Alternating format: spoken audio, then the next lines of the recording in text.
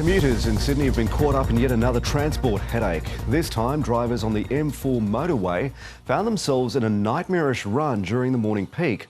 Some were trapped in the M4 tunnel for hours after it was suddenly closed because of concerns about the structural integrity of the concrete ceiling.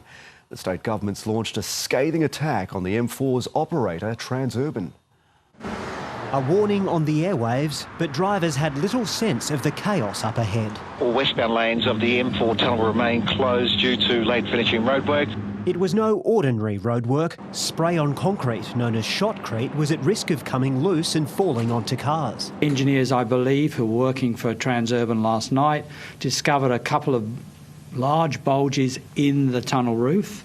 Repairs forced the closure of westbound lanes between Haberfield and Homebush, causing a massive traffic jam in the tunnel. I was just surprised that they actually let everybody get in there. To funnel everybody into a closed road, it's just inappropriate, negligent. People waiting exorbitant amount of time in the tunnel, 3.5 to 4 hours up to, is being reported. Hundreds and hundreds of motorists held up and no communication, no accountability. The government's blaming private operator Transurban for failing to communicate properly with the Transport Management Centre. If they'd made the right call, they would have switched the signing and requested for us to stop people entering the tunnels. But Transurban says it contacted the TMC 5 times between 4 and 6 a.m. They were kept informed at all times around this incident. The government says it offered technical expertise to Transurban to speed up repairs. But as we know, the decision they made was to, no, we'll manage this, we'll manage our own patch. We had a number of experts, including external and internal engineers, looking at the situation. By early afternoon, one lane had opened up, but motorists were still being urged to avoid the tunnel at all costs. Nick Dole, ABC News, Sydney. And Nick Dole is live for us tonight along with Nabil Al-Nashar, who's at Haberfield. Nabil, first to you, how's the traffic looking there now? Well, Jeremy, it's cleared up a little bit here on Parramatta Road over the last few minutes, but earlier this afternoon there was an overflow of traffic as drivers were most likely avoiding the M4 tunnel. Transurban reopened one lane in the tunnel, which thousands rely on daily to get to and from work. So that means between Haberfield and Homebush, there were still 2 to 3 lanes that are closed, creating a choke point in the tunnel.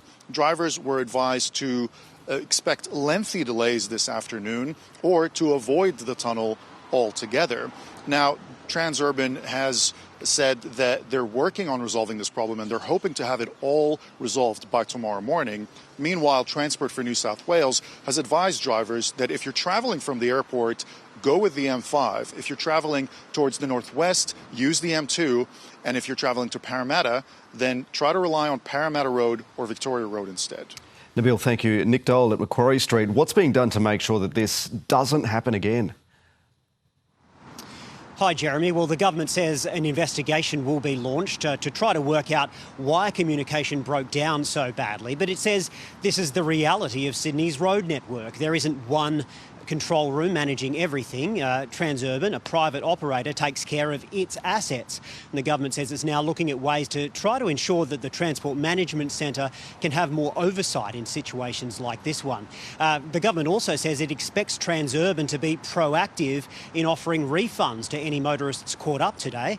Transurban says if drivers do feel concerned, they can go onto the Linkt website and seek a refund that way. Jeremy. Nick Dole and Nabil Al-Nashar reporting.